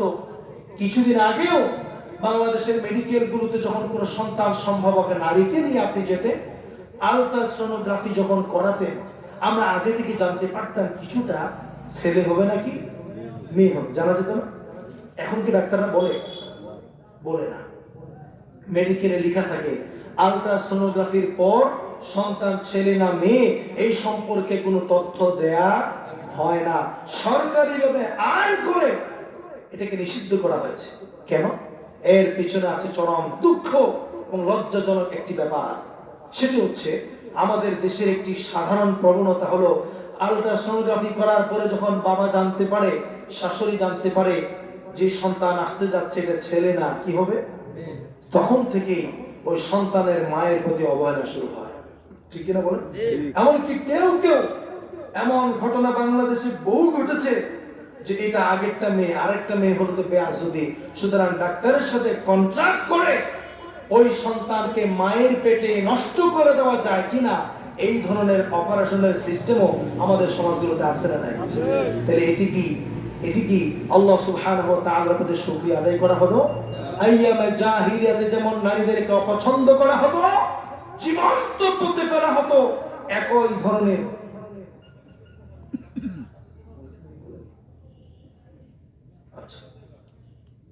আজকেও আমাদের এই সমাজগুলোতে এই ধরনের কাজ চলছে যে কন্যা সন্তান হলে অনেক শাশুড়ি, অনেক স্বামীরা, বাবারা এটা পছন্দ করে না, বরং স্ত্রীর কাঁধে দোষ চাপিয়ে দেয়। এরকম চিত্র আমাদের সমাজে আছে না নাই? এজন্য প্রিয় ভাইরা, সংক্ষেপ করি, সন্তান ছেলে হোক মেয়ে হোক, সাথে সাথে শুকরিয়া জানাবো কার কাছে? এরপরে সন্তান জন্মগ্রহণ করার পরে তার ডান কানে আযান, বাম কানে ইকামত দিতে হবে। জন্মের পর তাকে আযান শোনাতে হবে, লা ইলাহা ইল্লাল্লাহ বাণী শোনাতে হবে। আবার যখন সে মারা যাবে, ওই মৃত্যুর সময় আল্লাহু আকবার দিয়ে জানাজার নামাজের সিস্টেম আছে না নাই? এইজন্য আলেমরা কেউ বলেন এটা কোরআন হাদিসের কথা না, এমনিতেই বলেন জন্মের পরে যে আযান এবং ইকামত দেয়া হয় এটা হলো জানাজার নামাজের আযান ইকামত। সন্তানকে জানিয়ে দেওয়া হয় পৃথিবীতে যেহেতু আগমন করেছো, জানাজার আযান হয়ে গেল, জানাজার ইকামত হয়ে গেল, যে কোনো সময় তোমার জানাজার নামাজ হয়ে যেতে পারে। আর যখন জানাজা পড়ি, জানাজার নামাজের আগে কিন্তু আযানও নাই, ইকামতও নাই। তার মানে আমাদের সবারই যেন জানাজার আযান ইকামত হয়ে গেছে, যে কোনো সময় জামাত হয়ে যেতে পারে। জোরে বলেন ঠিক কিনা? এরপরে প্রিয় ভাইরা আমার, সন্তান জন্মের পর আযান দিব, সন্তানকে দুধ পান করাতে হবে। অনেক মায়েরা সন্তানদেরকে দুধ পান করাতে চায় না, নিজের কষ্ট হবে, নিজের স্বাস্থ্য নষ্ট হয়ে যাবে। অথচ রব্বুল আলামিন বলেছেন, ওয়াল ওয়ালিদাতু ইউরদি'না আওলাদাহুন্না হাওলাইনি কামিলাইনি লিমান আরাদা আইয়ুতিম্মার রাদা। যে ব্যক্তি পরিপূর্ণ দুধ পান করাতে চায়, আল্লাহ রাব্বুল আলামিন সর্বোচ্চ সময়সীমা নির্ধারণ করে দিয়েছেন। কত বছর? 2 বছর। 2 বছরের পর সন্তানকে আর দুধ পান করানো চলবে না। যে সন্তান মায়ের যত বেশি দুধ পান করে, ওই সন্তানের সাথে মায়ের এবং বাবার আলাদা আন্তরিকতা তৈরি করে দেন কে? সন্তানকে তাহনিক করাতে হবে। হযরত আবু মুসা আশআরী বলেন, ওলিদালি গোলাম, আমার একটি পুত্র সন্তান জন্মগ্রহণ করলো। ফাআতাইতু বিহিন নবী সাল্লাল্লাহু আলাইহি ওয়াসাল্লাম ফাসাম্মাহু ইব্রাহিম ফাহান্নাকাহু বিতামারাতিন ওয়া দাআ লাহু বিল বারাকাতি ওয়া রাফাআহু ইলাইয়া। আমার একটা সন্তান হলো, বিশ্বনবীর কাছে নিয়ে গেলাম। বিশ্বনবী তার নাম রাখলেন ইব্রাহিম। একটি খেজুর মুখে নিলেন, আল্লাহর হাবিব খেজুরটা মুখে নিয়ে চাবালেন। বিশ্বনবীর মুখের লালা আর খেজুরের রস যখন একসাথে মিশ্রিত হলো, মুখ থেকে 1-2 ফোঁটা লালা নিয়ে বিসমিল্লাহ বলে সন্তানের মুখে দিলেন। সন্তানের জন্য দোয়া করে আমার সন্তানকে আমার কোলে ফিরিয়ে দিলেন। এই জন্য প্রিয় ভাইরা, সন্তান জন্মগ্রহণ করার পরে মধু খাওয়াতে পারি, সমস্যা নাই। কিন্তু এলাকার সবচাইতে সাহসী, সবচাইতে সৎ, সবচাইতে যোগ্য, ইলমওয়ালা, আমলওয়ালা যত বড় বুজুর্গ সাহসী মানুষ মুজাহিদকে আমরা পাবো, আমার সন্তানকে যার মতো দেখতে চাই, ওই ব্যক্তিকে ডেকে এনে তার মাধ্যমে সন্তানকে তাহনিক করালে ওই ব্যক্তির যোগ্যতা যেমন বড়, আমার সন্তানকেও তেমন যোগ্যতার বানিয়ে দিবেন কে?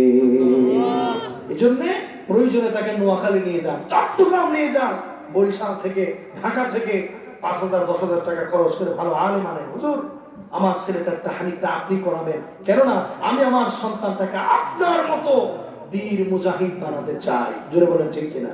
তাহনিক করাতে হবে। এটি রাসূলুল্লাহ সাল্লাল্লাহু আলাইহি ওয়াসাল্লামের সুন্নাহ। জন্মের পর, জন্মের সাথে সাথে অথবা কাছাকাছি সময়গুলোতে সন্তানকে তাহনিক করাতে হবে। সন্তানের জন্য অর্থপূর্ণ নাম রাখার কথা বলেছেন মুহাম্মদ রাসূলুল্লাহ সাল্লাল্লাহু আলাইহি ওয়াসাল্লাম। নামটা আরবিতেই হতে হবে শর্ত নয়, ইংরেজি হোক, চাইনিজ হোক, জাপানের হোক।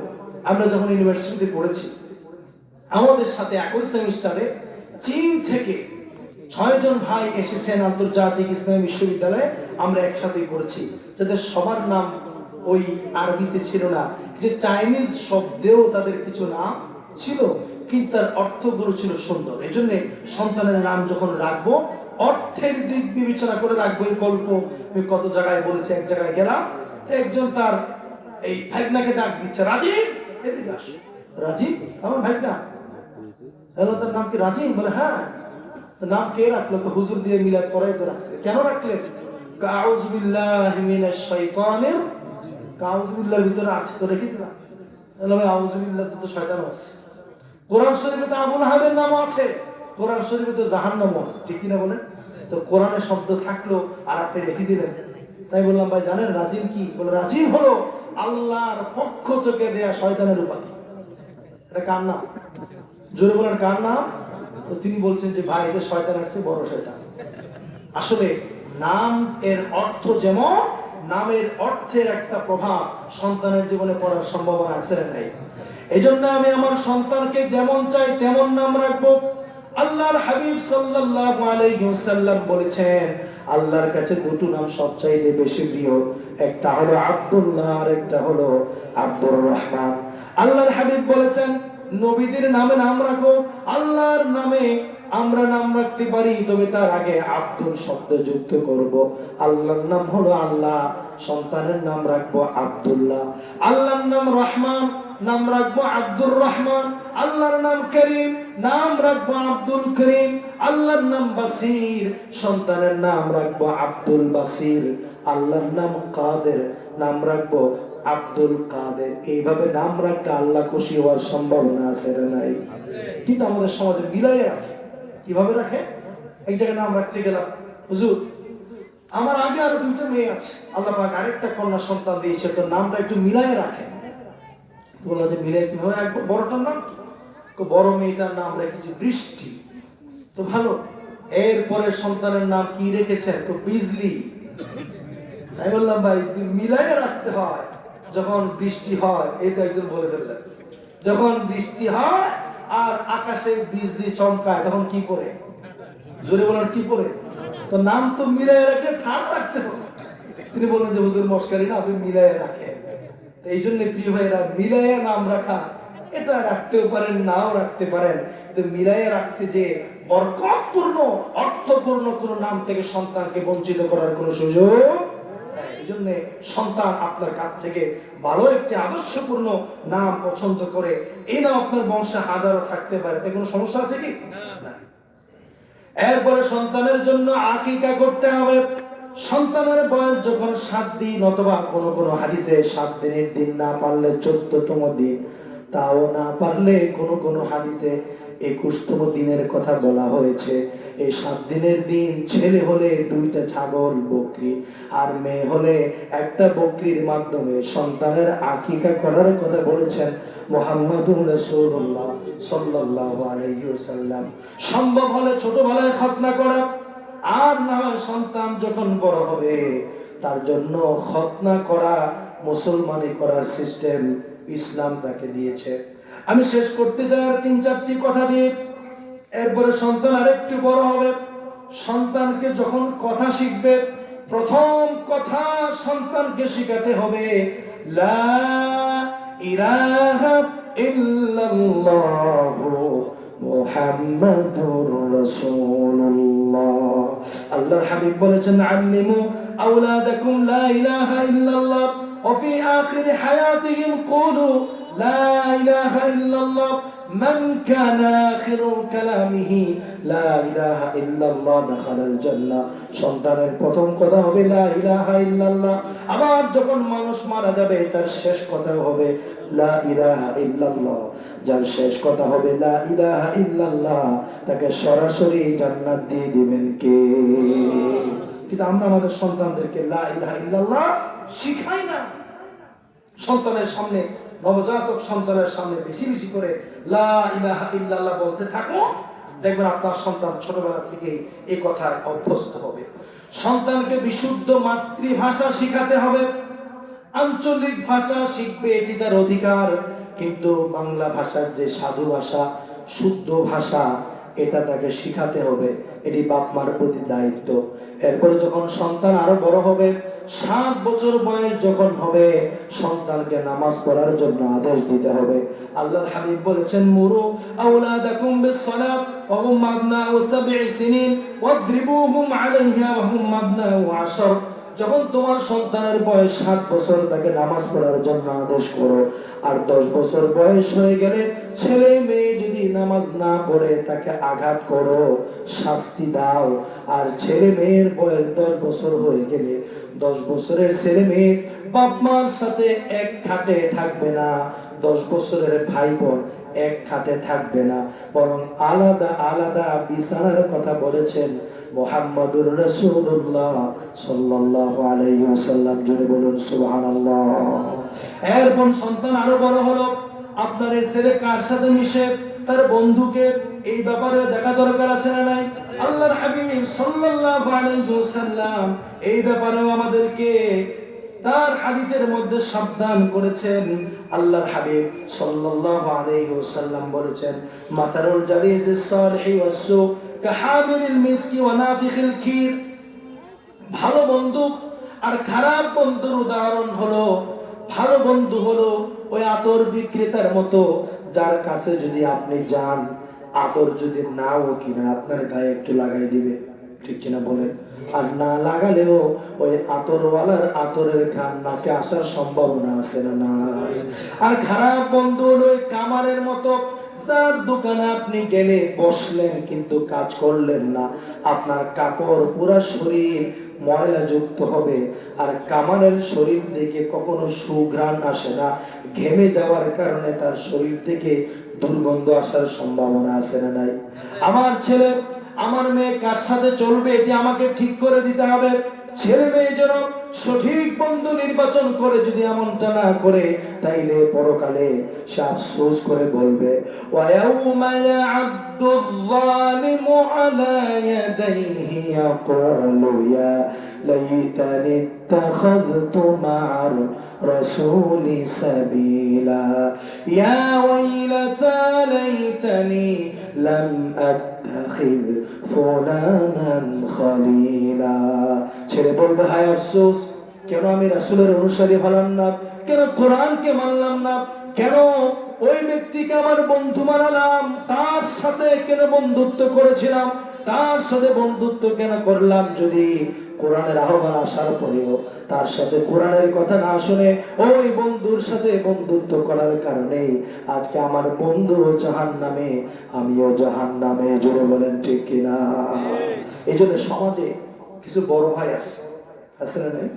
কিছু বড় ভাই আছে যে আপনার সন্তানের হাতে কলমের পরিবর্তে অস্ত্র তুলে দিবে, যে আপনার সন্তানকে বইয়ের পরিবর্তে নারী তুলে দেবে, যে আপনার সন্তানকে মসজিদে নেওয়ার পরিবর্তে তার রাজনৈতিক দলের সমাবেশে নিয়ে অস্ত্র তুলে দিবে, যে আপনার সন্তানকে দিয়ে আল্লাহর জমিনে দ্বীন কায়েমের পরিবর্তে নেতার জন্য জায়গা দখল করাবে, আধিপত্য বিস্তারের রাজনীতি করাবে। দিন শেষে আপনার সন্তানের দুনিয়াও যাবে, পরকালও যাবে। এমন কিছু বন্ধু বড় ভাই সমাজে আমাদের ছেলে মেয়েদের পিছে পিছে ঘুরে এমন কিছু আছে না? না। আল্লাহ রাব্বুল আলামিন বলছেন, কলিজার টুকরা সন্তান তখন বলবে, রব্বানা ইন্না আতা'না সাদাতানা ওয়া কুবারা'না ফাআদাল্লুনা সাবিলা।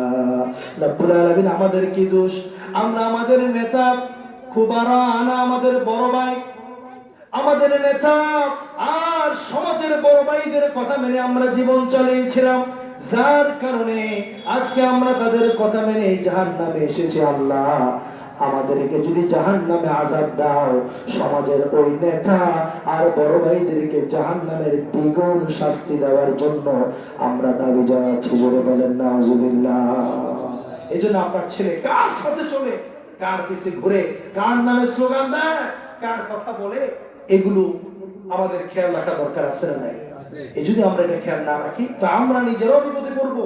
আল্লাহ পাক বলছেন, কিয়ামতের দিন সন্তান বলবে, রব্বানা আরিনাল্লাযীনা আদাল্লানা মিনাল জিন্নি ওয়াল ইনসি নাজআলহুমা তাহতা আকদামিনা লিয়াকুনা মিনাল আসফালিন। আল্লাহ, দায়িত্ব অবহেলা করে সে সকল ব্যক্তিরা কোথায় যারা আমাদেরকে পথভ্রষ্ট করেছে, আমাদের হাতে কোরআন তুলে দেয়নি, আমাদেরকে মসজিদে নামাজের আযান হওয়ার পরেও নিয়ে যায়নি, আমাদেরকে ইসলামের পথে, কোরআনের পথে ভালো ব্যক্তিদের সাথে পরিচয় না করিয়ে দিয়ে আমাদেরকে বিপদগামী করেছে, দায়িত্ব পালন করেনি। আল্লাহ, আমার সে বাবা কোথায়, আমার মা কোথায়, আমার শিক্ষক কোথায়, সমাজপতিরা কোথায়, যারা আমাদেরকে পথভ্রষ্ট হওয়ার পথ খুলে দিয়েছে, সঠিক পথের দিশা দেয়নি। আল্লাহ, আজকে আমরা একা জাহান্নামে যাবে কেন? আমাদের পথভ্রষ্ট হওয়ার পিছনে বাপ মার দায়িত্বহীনতা এটি বড় কারণ ছিল। আমরা জাহান্নামে গেলে বাপ মা, ওই নেতা, ওই শিক্ষক, ওই সমাজপতিদেরকে নিয়ে আমরা আজকে একসাথে জাহান্নামে যাব। এই জন্য প্রিয় ভাইরা, সন্তান গরুও জন্ম দেয়, ছাগলেও জন্ম দেয়, কুকুরেও জন্ম দেয়। জন্ম দিয়া দুধ টুধ খাওয়া, বাচ্চা মোটামুটি অর্থনৈতিকভাবে সক্ষম হওয়া পর্যন্ত তাদেরকে ছেড়ে দেয়। ঠিক কিনা বলেন? কুকুর তার সন্তানকে আদর্শ শিখায়, যদি বলেন শিখায় কি? ছাগলের সন্তানের কোন আদর্শ আছে? এই জন্য বলে যে ছাগলের সন্তান জন্মের পর থেকে ছাগল হয়, গরুর বাচ্চা গরুই হয়, কুকুরের বাচ্চা জন্মের পর থেকে কুকুর হয়। মানুষের ঘরে জন্মগ্রহণ করলে মানুষ হয় না, এটাকে মানুষ বানাতে হয়। যারা বলেন ঠিক কিনা? এই দায়িত্ব হচ্ছে পিতা মাতা, এই দায়িত্ব হচ্ছে একজন পুরুষ, একজন নারী, একজন সমাজপতি, একজন শিক্ষক, একজন গার্ডিয়ানের। এই দায়িত্ব যদি আমরা অবহেলা করি, তাহলে পরকালে ধরা পড়া দরকার আছে না নাই? এই মাদ্রাসা আদর্শ সন্তান গড়ার একটি ফ্যাক্টরি, একটি গুরুত্বপূর্ণ মার্কাজ। আমরা আমাদের সন্তানদেরকে মাদ্রাসায় দিব, শুধু দিব না, আমি যতটুকু শুনেছি এই মাদ্রাসা অর্থনৈতিকভাবে অত্যন্ত কঠিন এক সময় পার করছে। এই জন্য আমরা যেই মাদ্রাসা থেকে সুসন্তান তৈরি হয়, আদর্শ সন্তান তৈরি হয়, আমি যদি 10,000 টাকা দিয়ে, 20,000 টাকা দিয়ে, 50,000 টাকা দিয়ে, 1 লাখ টাকা দিয়ে, অথবা নিজে দিতে না পারলাম কারো কাছ থেকে এনে দিই, ছাত্র দিয়ে সহযোগিতা করি, তাহলে আমিও পরকালে এটি মুক্তির একটি জরিয়া হিসেবে পেয়ে যাবো। জোরে বলেন ঠিক কিনা? আমরা এই মাদ্রাসার পাশে দাঁড়াবো, অর্থ দিব, টাকা দিব, পয়সা দিব, সহযোগিতা করব। আর মাদ্রাসার বিরোধিতা যারা করে, ক্ষতি যারা করে, তাদের বিপক্ষে মাদ্রাসার পক্ষে এসে ময়দানে দাঁড়াতে হবে। জোরে বলেন ঠিক কিনা? এক শ্রেণীর মানুষ আছে যে মাদ্রাসাগুলো বড় হোক, টিকে থাকুক, এমনটা তারা চায় না, পছন্দ করে না। জোরে বলেন ঠিক কিনা? এই জন্য আমরা যারা এই এলাকায় আছি, আমি আপনাদের প্রতি উদাত্ত আহ্বান করব, আপনারা মুক্ত হস্তে এই মাদ্রাসায় দান করবেন, টাকা দিবেন, পয়সা দিবেন, অর্থ দিবেন। মাদ্রাসার পরিচালক কমিটি শিক্ষকদের সাথে যোগাযোগ করবেন। এখানে যদি যাকাতের কোনো আলাদা খাত থাকে, ফান্ড থাকে, যাকাত দিতে পারেন। যদি এতিম, দরিদ্র, মিসকিনদের জন্য বিশেষ কোনো ব্যবস্থা থাকে, সেই খাতা দিতে পারেন। আপনার দান সদকা অন্যান্য জায়গায় না দিয়ে এখানে আপনারা দান করতে পারেন। আচ্ছা প্রিয় ভাই, আমি আর 2-3 মিনিট সময় নিতে চাই। এই মাদ্রাসায় দান করা, আমি সম্পর্কে একটা হাদিস বলে আপনাদের কাছ থেকে একটু সহযোগিতা চাবো। রাসূলুল্লাহ সাল্লাল্লাহু আলাইহি ওয়াসাল্লাম বলেছেন যে মানুষ যখন মারা যাবে তার সমস্ত আমলের দরজাকে বন্ধ করে দিবেন কে? আল্লাহ। কবরে কি রোজা রাখা যাবে? যাকাত দেওয়া যাবে? দান সদকা করা যাবে? কিছুই করা যাবে না। তো মরলেও 3টা মাধ্যম আছে, যে 3টা মাধ্যমে আপনি মারা যাবেন ঠিক, কিন্তু কবরে সওয়াব পৌঁছানোর ব্যবস্থা করে দিবেন কে? আল্লাহ। অনেকটা রয়্যালিটি ইনকামের মতো, ইনভেস্ট করবেন একবার, সওয়াব চলবে আজীবন। এর ভিতরে একটি হচ্ছে সাদাকায়ে জারিয়া, দান করবেন একবার কিন্তু ফলাফল ভোগ করবেন অনেক দিন। মাদ্রাসা একটা ভবন করা হলো, ফ্যান কিনে দিলেন, টেবিল চেয়ার কিনে দিলেন, এগুলো দ্বারা যতদিন পর্যন্ত এগুলো থাকবে আপনি সওয়াব পাবেন, আপনার বাবা পাবে, আপনি মারা যাবেন, সওয়াব চলবে। আরেকটি হচ্ছে এমন কোন জ্ঞান শিক্ষা দেয়া যার দ্বারা মানুষ উপকৃত হয়। এই মাদ্রাসায় যে শিক্ষার্থীরা জ্ঞান অর্জন করে, এগুলো কি উপকারী জ্ঞান নাকি অপকারী জ্ঞান? এখানে কি জায়গা দখলের শিক্ষা দেয়? চাঁদাবাজির শিক্ষা আছে? সুদ ঘুষের শিক্ষা আছে? চরিত্রহীনতার শিক্ষা আছে? আদর্শ সমাজ গঠন করার জন্য আদর্শ নাগরিক শিক্ষা, আদর্শ নাগরিক তৈরির প্রশিক্ষণ এখানে দেয়া হয়, তাকওয়ার শিক্ষা এখানে দেয়া হয়। সুতরাং আমি যদি এখানকার শিক্ষা কার্যক্রমে অর্থ দিয়ে অংশগ্রহণ করি, এই অর্থ আমার জন্য অনর্থের কারণ হবে না, বরং পরকালে জান্নাতে যাওয়ার মাধ্যম হবে। যদি বলেন ঠিক কিনা? আমি আপনাদের কাছ থেকে কিছু সহযোগিতা চাই। মাদ্রাসার জন্য আমাদের জনাব মোহাম্মদ সিরাজ কোম্পানি সাহেব এই উম্মুল কোরা মডেল মাদ্রাসা, এই মাদ্রাসার জন্য তিনি আজকের মাহফিলে দান করেছেন 2000 টাকা। সবাই বলেন মারহাবা। আমরা জনাব সিরাজ কোম্পানির জন্য আজকের মাহফিলে সবাই মন ভরে প্রাণ খুলে দোয়া করছি, আল্লাহ তাআলা যেন জনাব সিরাজ কোম্পানির এই দানকে কবুল করে নেন, বলেন আমিন। ওনার মা বাবা, দাদা দাদি, নানা নানি, বংশের যত মুরব্বীরা কবরে আছেন, আল্লাহ যেন তাদেরকে ক্ষমা করে দেন। যারা বেঁচে আছেন, আল্লাহ যেন তাদের প্রতি রহম করেন।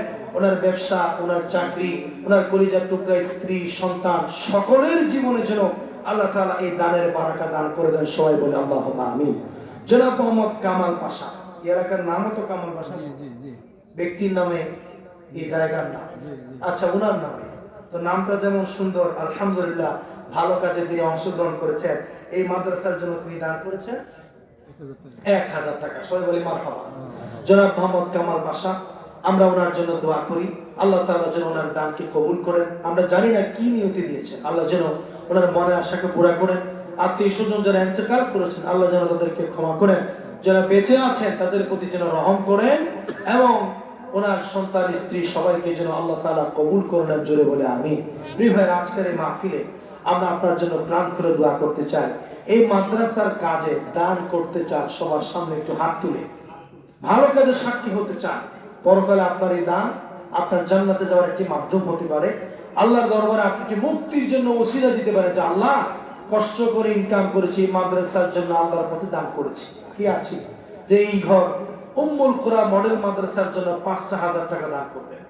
একজন ভাই একটু হাত তুলি। এখানে অনেক ভাইরা আছেন আলহামদুলিল্লাহ, ব্যবসা করেন, শহরে চাকরি করেন, আপনার অনেক কৃষি কর্ম আছে, অনেক টাকা ইনকাম করেন, আপনার ছেলে প্রবাসে থাকে, ছেলে শহরে থাকে, তাদের রুজি রোজগার থেকে আপনি দান করতে চান। জনাব মোহাম্মদ জহির ভাই মাদ্রাসার জন্য দান করেছেন 500 টাকা। সবাই বলি মারহাবা।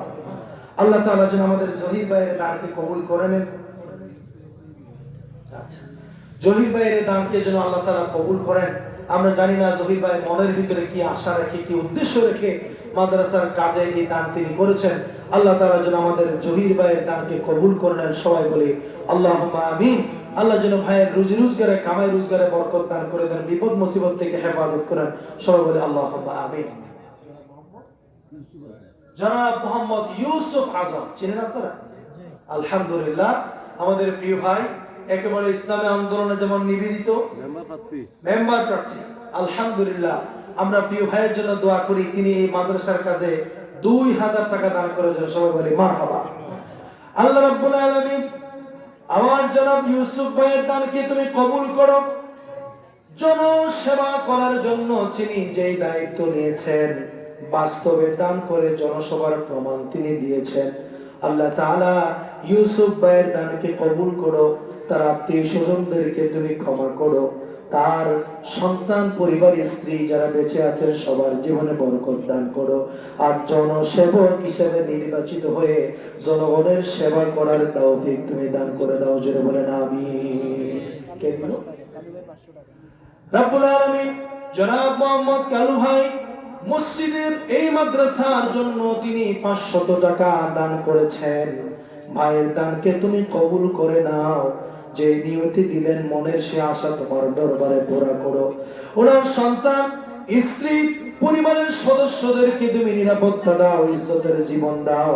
ভাইয়ের আত্মীয় স্বজনদের কবরে তুমি সওয়াব পৌঁছে দাও। রব্বুল আলামিন ওনার হালাল উপার্জনে অফুরন্ত বরকত দান করে দাও। জোরে বলেন আমিন। আর কে আছে ভাই 2000 টাকা মাদ্রাসার জন্য একটু দান করতে চায়?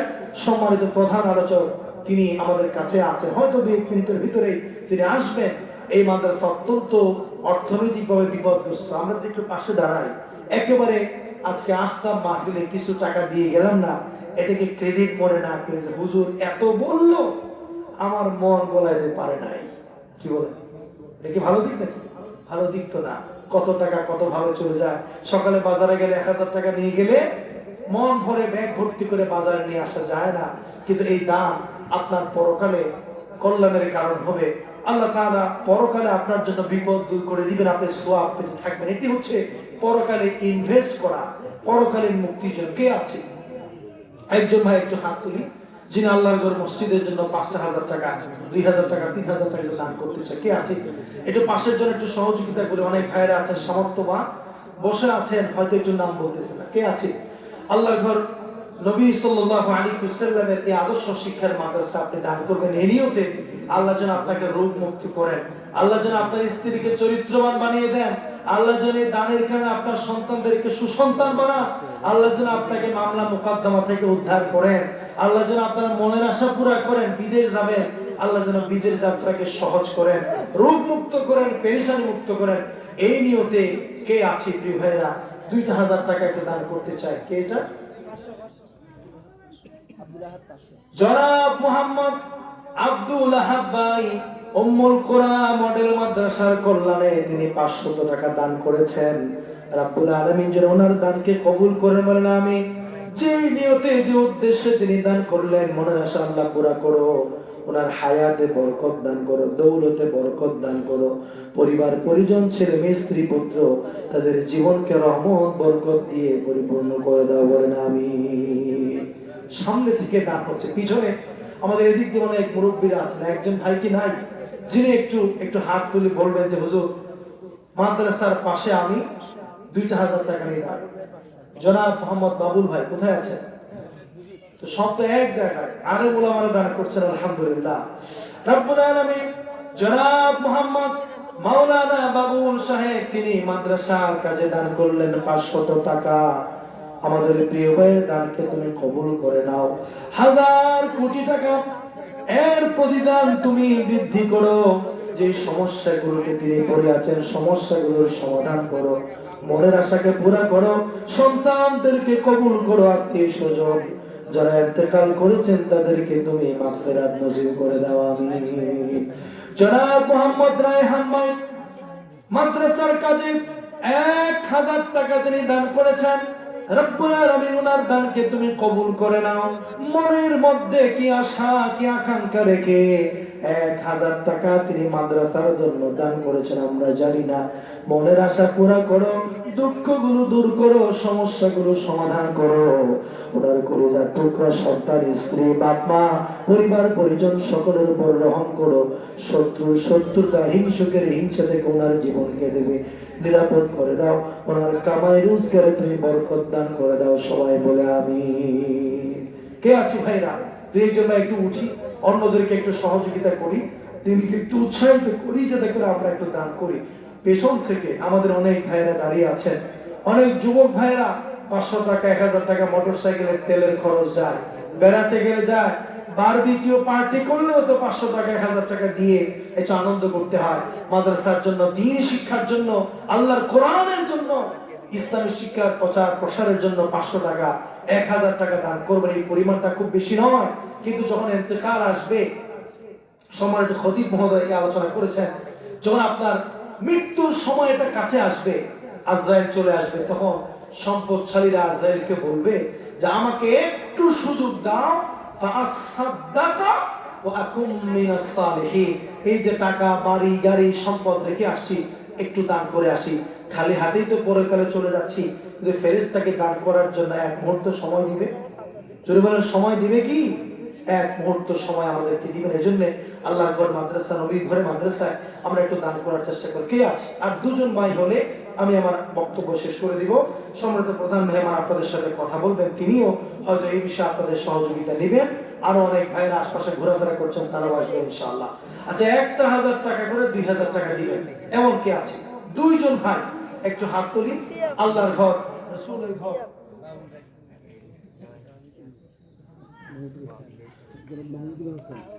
জনাব মাওলানা মাহমুদুল হাসান। রব্বুল আলামিন এই মাদ্রাসার সম্মানিত প্রধান শিক্ষক জনাব মাওলানা মাহমুদুল হাসান, মাদ্রাসার প্রতি ভালোবাসা আন্তরিকতা থেকে ওনার রুজি রোজগার থেকে মাদ্রাসার জন্য তিনি 1000 টাকা দান করেছেন। সবাই বলি মারহাবা। রব্বুল আলামিন প্রিন্সিপাল মহোদয়ের জীবনে বরকত দান করো, দানের ফজিলত বহু গুণে বৃদ্ধি করে দাও। ওনার সন্তানদেরকে নেক সন্তান বানাও। ওনার স্ত্রীর প্রতি রহম করো। ওনার পরিবার পরিজন আত্মীয় স্বজনে যারা ইন্তেকাল করেছে, আজকের দানের কারণে তাদের পরকালীন আযাব তুমি মাফ করে দাও। প্রিন্সিপাল মহোদয়ের হালাল উপার্জনের মধ্যে বরকত দান করো। যত ভালো ভালো পরিকল্পনা আছে সেগুলো বাস্তবায়ন করার তৌফিক তুমি দান করে দাও। জোরে বলেন আমিন। আরেকজন ভাই 1000 টাকা দিবেন, এরপর আমরা প্রধান বক্তার বক্তব্যের দিকে চলে যাবো ইনশাআল্লাহ। কে আছে? অনেক দাড়িওয়ালা মুরব্বীরা আছে, চেহারা দেখলে মনে হচ্ছে আলহামদুলিল্লাহ আল্লাহ তাআলা আপনাদেরকে অনেক সামর্থ্য দিয়েছেন। একটু আল্লাহর কাছে বলেন, আল্লাহ যেন নারাজ না হন যে আপনার টাকা আল্লাহ মাদ্রাসায় নিচ্ছে না। আপনার টাকা আছে কিন্তু দ্বীনের জন্য কবুল হচ্ছে না। এটা সৌভাগ্য নয়, এটা দুর্ভাগ্য যে আপনার সম্পদ আল্লাহ তাআলা কবুল করছে না। আল্লাহর পথে 1000 টাকা দিবেন।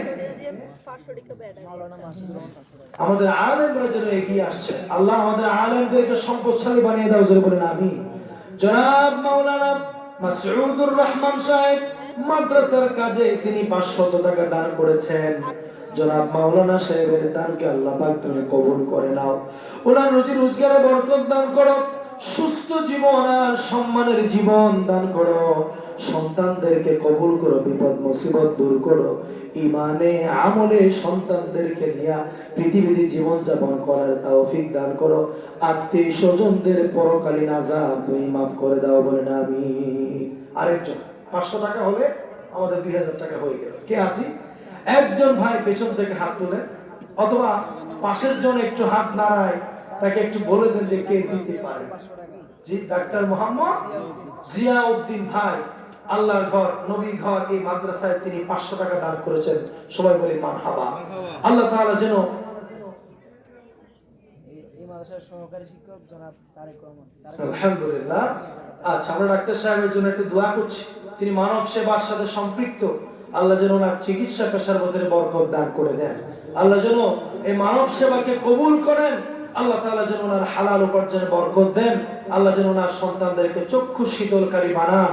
আত্মীয় স্বজনদেরকে যেন আল্লাহ সুবহানাহু ওয়া তাআলা ক্ষমা করে পরকালে মুক্তির ব্যবস্থা করে দেন। বলেন আমিন। এই মাদ্রাসার সম্মানিত সহকারী শিক্ষক জনাব মাওলানা তারেক মাহমুদ ভাই প্রশংসিত। তিনি নাম যেমন প্রশংসিত, কাজটাও করেছেন প্রশংসার কাজ। সবাই বলি মারহাবা। আল্লাহ তাআলা যেন আমাদের শ্রদ্ধেয় উস্তাদের দানকে কবুল করে নেন। আল্লাহ তাআলা যেন আমাদের সম্মানিত উস্তাদের হায়াতে, ইলমে, আমলে, দৌলতে, পরিবারে যেন পরিপূর্ণ বরকত দেন, ঋণ মুক্ত জীবন দেন, অর্থনৈতিকভাবে যেন আল্লাহ তাআলা স্বাবলম্বী করে দেন। আল্লাহ যেন ওনাকে বিপদ মুক্ত করেন, উভয় কালে যেন আল্লাহ তাআলা মর্যাদার জীবন দান করে দেন। বলেন আমিন। আমরা 1000 টাকার একজন পেয়ে গেলাম, শেষ করে দিব কি? আর কোন ভাই আছেন? ভাইয়ের নাম কি যেন? কাজী ইব্রাহিম। জনাব মাওলানা কাজী ইব্রাহিম, বাংলাদেশের একজন বিখ্যাত মুহাদ্দিস, মুসলিম আধিপত্যবাদ বিরোধী আন্দোলনের অন্যতম একজন পথিকৃত মুহাদ্দিস কাজী ইব্রাহিম হাফিজাহুল্লাহ। এই নামের সাথে আমাদের প্রিয় ভাইয়ের নাম মিল আছে। তিনিও এই মাদ্রাসার জন্য 1000 টাকা দান করেছেন। জোরে বলুন মারহাবা। রব্বুল আলামিন যেন জনাব কাজী ইব্রাহিম সাহেবের দানকে কবুল করেন। রব্বুল আলামিন তুমি ওনার মনের অবস্থা ভালো জানো, কোন নিয়তে দান করেছে, ওনার মনের আশা পুরা করো। আল্লাহ যত ধরনের সমস্যা আছে সমস্যাগুলোর সমাধান করে দাও, রোগ মুক্ত জীবন দাও, দ্বীনি জীবন, ঈমানি জীবন, আর সচ্ছলতার জীবন, সম্মানের জীবন দাও। পরিবার পরিজন যারা আছে তাদেরকে কবুল করো, হালাল রুজি রোজগারে বরকত দাও, দুনিয়া আর পরকালে ইজ্জত এবং সম্মান দিয়ে পরিপূর্ণ করে দিও। জোরে বলেন আমিন। আরেকজন ভাইকে আছে?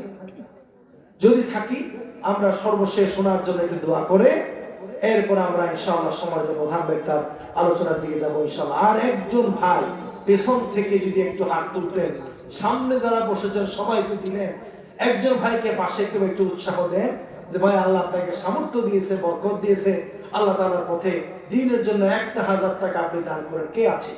কোন সামর্থ্যবান ভাই কে আছে যিনি 1000 টাকা এই মাদ্রাসায় আজকে সর্বশেষ আমার মাধ্যমে দোয়াটা আপনার জন্য করে যাব? মাত্র 1000 টাকা। দেশি মুরগা কিনলেও কিন্তু 800 টাকা 1000 টাকা লাগে। তাই মেহমান আসলে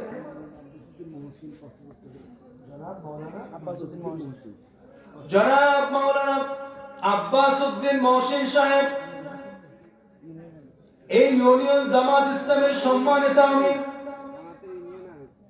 জননেতা, ইসলামী আন্দোলনের দায়িত্বশীল, উম্মুল কুরা মডেল মাদ্রাসার জন্য দায়িত্বে যেমন বড়, কাজটাও করেছেন বড়। এই মাদ্রাসার জন্য তিনি 5000 টাকা দান করেছেন। জোরে বলেন মারহাবা। রব্বুল আলামিন আমির সাহেবকে তুমি কবুল করো, দায়িত্ব পালনে সাহায্য করো, ওনার হালাল উপার্জনে বরকত দান করে দাও। দ্বীনি দায়িত্ব যে আঞ্জাম দিচ্ছেন, আল্লাহ শত্রুর শত্রুতা, চক্রান্তকারীদের চক্রান্ত থেকে জনাব মাওলানা সাহেবকে তুমি হেফাজত করো, ইজ্জত দাও, সম্মান দাও, আধিপত্য দাও, শক্তি দাও, ক্ষমতা দাও। ওনার সন্তান পরিবার পরিজনকেও কবুল করো আল্লাহ। ওনার মনের আশাকেও তুমি পুরা করে দাও। ওনার আত্মীয় স্বজন যারা কবরে আছে আল্লাহ তাদেরকেও তুমি মাগফিরাত নসিব করে দাও। জোরে বলেন আমিন। 1000 টাকা তো পাইলাম না, নাকি মনে থাকবে যে 1000 টাকা না পেয়ে আমরা কালেকশনটা শেষ করলাম? একজন ভাই শুধু 1000 টাকা, আপনারা একজন ভাই যে যারা পিছনে যুবক ভাইরা দাঁড়িয়ে আছে, সাহস করেন কত টাকা কত পথে আমরা খরচ করি। 1000 টাকা কত মুরব্বীরা আছি যে আপনার 2 মণ 3 মণ ধানের দাম হতে পারে, আধা মণ বা 1 মণ চালের দাম হতে পারে। আল্লাহর ঘরে আপনি একটু দান করে দিবেন। আমি এক জায়গায় গিয়েছি, লোকজন মরিচ বিক্রির টাকা, আলু বিক্রির টাকা, ধান বিক্রির টাকা, পেঁয়াজ রসুন বিক্রির টাকা, লাকড়ি বিক্রির টাকা মাদ্রাসায় দিয়েছে। আমি জানতাম না যে কালেকশন করতে হবে, তাইলে আমি আগে থেকে প্ল্যান দিতাম। 1000 টাকা আল্লাহর ঘর রাসূলের এই দ্বীনি প্রতিষ্ঠানে আপনি দান করবেন। একজন ভাই আপনার সন্তান বিপদগামী হয়ে গেছে, আল্লাহ যেন তাকে সুপথে নিয়ে আসেন। আপনি অসুস্থ, আল্লাহ যেন আপনাকে সুস্থ করেন। ব্যবসা করেন, আল্লাহ যেন বরকত দেয়। কৃষিকাজ করেন, আল্লাহ যেন ফলনে বরকত দেয়। পেরেশানিতে আছেন, আল্লাহ যেন সমস্যার সমাধান করে মা কবরে, বাপ কবরে তার মাগফিরাতের জন্য 1000 টাকা দান করুন। একজন ভাই নাই? 1000 টাকা আল্লাহর ঘর। জনাব অ্যাডভোকেট শাহাদাত হোসেন সাহেব, জনাব অ্যাডভোকেট শাহাদাত হোসেন সাহেব উম্মুল কুরা মডেল মাদ্রাসার জন্য উপজেলা চেয়ারম্যান প্রার্থী জননেতা জনাব অ্যাডভোকেট শাহাদাত সাহেব এই মাদ্রাসার জন্য দান করেছেন 5,000 টাকা। জোরে বলুন মারহাবা। রব্বুল আলামিন এই জনপ্রতিনিধি পদপ্রার্থী জনাব উপজেলা চেয়ারম্যান পদপ্রার্থী অ্যাডভোকেট শাহাদাত ভাইকে তুমি কবুল করে নাও। রব্বুল আলামিন জনপ্রতিনিধি নির্বাচিত হওয়ার আগেই তিনি জনগণের সেবায় কাজ করছেন, দ্বীনি প্রতিষ্ঠানে দান করেছেন। আল্লাহ ওনার দানকে কবুল করো, শত্রুদের হাত থেকে ওনাকে রক্ষা করো, ওনার ইজ্জত সম্মান বাড়িয়ে দাও, ওনাকে বিজয়ী হয়ে মানব সেবা করার সৌভাগ্য দান করে দাও। জোরে বলেন আমিন। আমরা আমার এই বক্তব্য এখানে শেষ করতে চাই। আমরা যারা দান করেছি সকলের জন্য আল্লাহর কাছে দোয়া করি। অনেকে আছে যারা প্রকাশ্যে দান করতে চাই না, তো গোপনে দিতে চাই। আল্লাহ যেন আমাদের সকলকে প্রকাশ্যে গোপনে সব অবস্থায় এই মাদ্রাসার পাশে অর্থনৈতিকভাবে বুদ্ধি পরামর্শ দিয়া দাঁড়াবার তৌফিক দান করে দেন। সকলে বলি আল্লাহুম্মা আমিন। ওয়া আখিরু দাওয়ানা আলহামদুলিল্লাহি রাব্বিল আলামিন। আসসালামু আলাইকুম ওয়া রাহমাতুল্লাহি ওয়া বারাকাতুহু।